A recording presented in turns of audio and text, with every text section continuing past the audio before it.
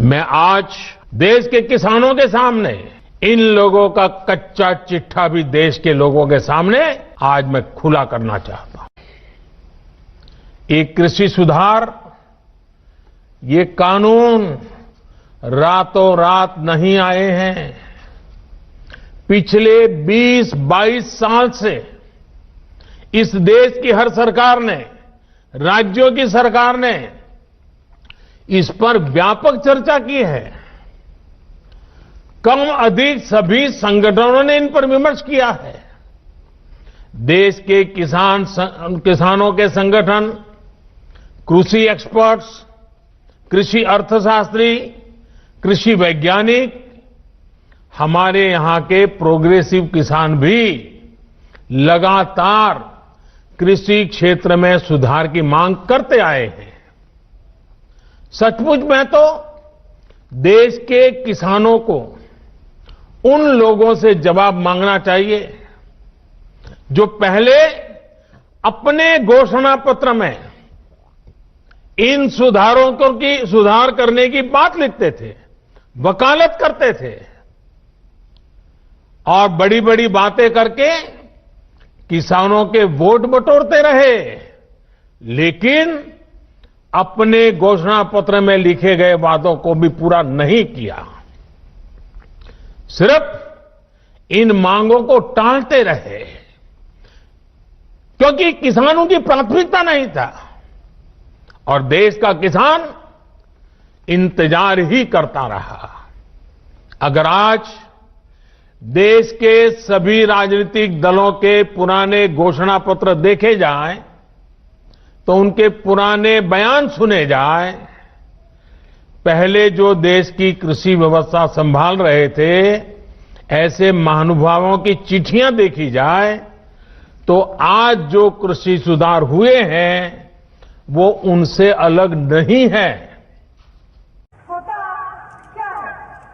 होता ये है कि किसान की पैदावार सस्ते से सस्ते दामों खरीदी जाती है और शहर में महंगे से महंगे दामों बेची जाती है। क्या मैं पूछना चाहती हूँ, क्या किसानों का हक नहीं बनता है कि उनके पैदावार की सही कीमत उन्हें मिले? क्या शहर में आम इंसान का ये हक नहीं बनता है कि रोजमर्रा की जरूरत की चीजें उन्हें भी सही दाम पर मिले? ये कब संभव होगा? ये तभी संभव है जब किसान बिना किसी बिचौलिए के अपनी पैदावार सीधे शहर तक पहुंच सके। मगर ये अच्छा है, किसान के लिए अच्छा है।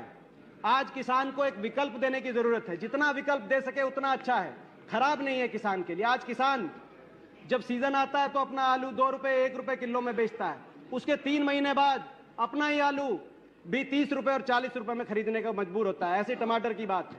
अपनी ट्रॉली का डाल खोल के किसान सड़कों के ऊपर अपना आलू गिरने को मजबूर होता है, जो फोटो दिखा रहे थे पंजाब के जो सांसद हैं। ऐसे जो किसानों को जितना विकल्प दें वो उनके लिए बुरा नहीं हो सकता। विकल्प देने की आवश्यकता है। और कोई ये बाध्य नहीं है कि भाई इन्हीं को देना पड़ेगा। अगर मल्टी ब्रांड रिटेल का कोई एफडीआई के अंदर जो स्टोर है वो किसान को ज्यादा भाव देगा, किसान उसको देगा। कि देश का किसान बेवकूफ नहीं है। देश के किसान को मूर्ख ना समझिए। जो किसान को ज्यादा भाव देगा, किसान अपना फसल उसको देगा, किसी और को नहीं देगा। अगर आड़तिया देगा तो आड़ती को देखो, जिनको आपने किसान होता है और बेचना जाता है तो उसके पास कोई मार्केट नहीं है, उसको मालूम नहीं किस मार्केट में जाना है। अगर मंडी जाता है तो 35 से 40% सामान खराब हो जाता है। और इस बीच में 8 लोग कमीशन एजेंट होते हैं, बीच में 8 कमीशन एजेंट बिचौलिए। और ये स्टडीज की गई हैं और मेरे पास आंकड़े हैं कि बेचारे किसान को 15 से 17%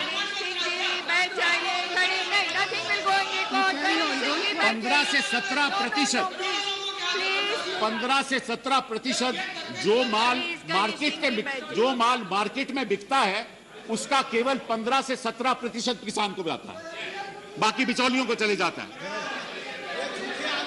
तो आप विपक्ष के नेता और विपक्ष दलों को यह तय करना है कि वो किसान के साथ हैं या बिचौलिए के साथ हैं। ये आप तय कर लीजिए। फेडरल स्ट्रक्चर है, लेकिन अगर आप चाहो कि उन प्रदेशों में जहां के मुख्यमंत्री चाहते हैं कि हम लागू करना चाहते हैं, वहां कैसे आप विरोध कर सकते हैं? ये एक नया नियम पैदा हुआ है, एक नया डेफिनेशन ऑफ फेडरल स्ट्रक्चर है कि एक प्रदेश दूसरे प्रदेश को कहेगा मैं तो यहां लागू नहीं करूंगा, लेकिन तुम्हें भी लागू नहीं करने दूंगा।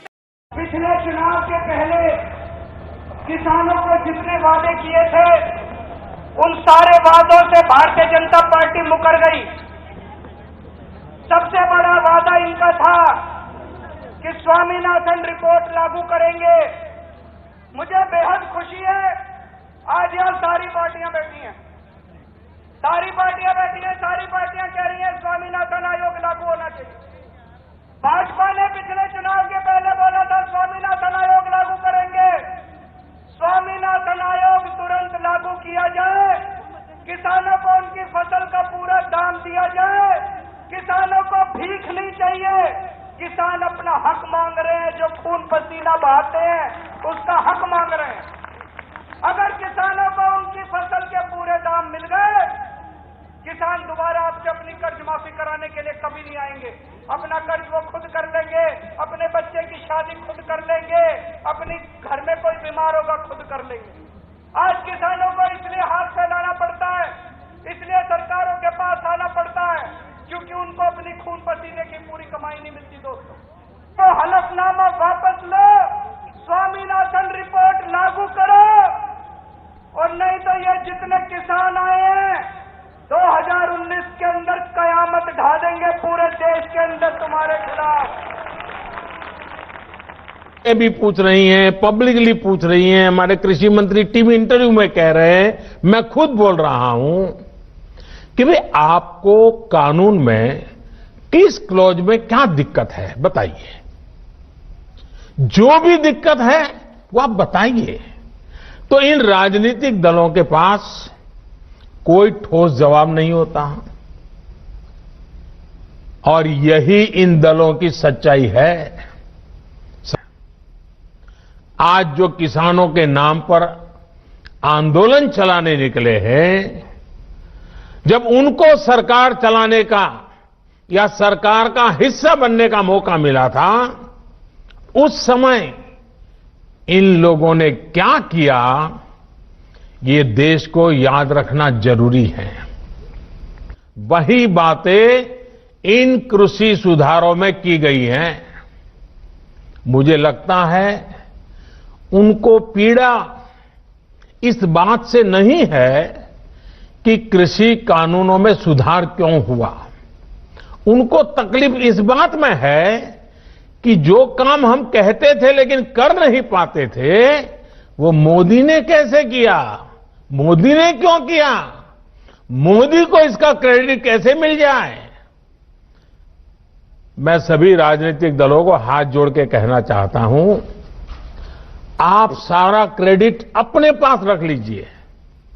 आपके सारे पुराने घोषणा पत्रों को ही मैं क्रेडिट देता हूं, मुझे क्रेडिट नहीं चाहिए।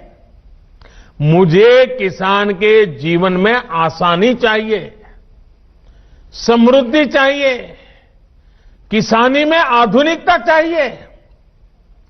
आप कृपा करके देश के किसानों को बरगलाना छोड़ दीजिए, उन्हें भ्रमित करना छोड़ दीजिए। आज झूठे आंसू बहाने वाले लोग कितने निर्दयी हैं, इसका बहुत बड़ा सबूत है स्वामीनाथन कमेटी की रिपोर्ट। किसान से झूठे वायदे करने वाले सत्ता में आते रहो, झूठे वादे करते रहो, मलाई खाते रहो, यही इन लोगों का काम रहा है। मैं अब आपसे कृषि सुधारों के बाद बोले जा रहे सबसे बड़े झूठ के बारे में बात करूंगा। बार बार उस झूठ को दोहराया जा रहा है, जोर जोर से बोला जा रहा है, जहां मौका मिले वहां बोला जा रहा है, बिना सिर पर बोला जा रहा है। जैसे मैंने पहले कहा था, स्वामीनाथन कमेटी की रिपोर्ट को लागू करने का काम हमारी ही सरकार ने किया। अगर हमें एमएसपी हटानी होती तो स्वामीनाथन कमेटी की रिपोर्ट लागू ही क्यों करते भाई? आपने भी नहीं की थी, हम भी नहीं करते। हमने तो ऐसा नहीं किया, हमने तो लागू की। दूसरा, ये हमारी सरकार एमएसपी को लेकर इतनी गंभीर है कि हर बार बुवाई से पहले एमएसपी की घोषणा करती है। इससे किसान को भी आसानी होती है, उन्हें भी पहले पता चल जाता है कि इस फसल पर इतनी एमएसपी मिलने वाली है।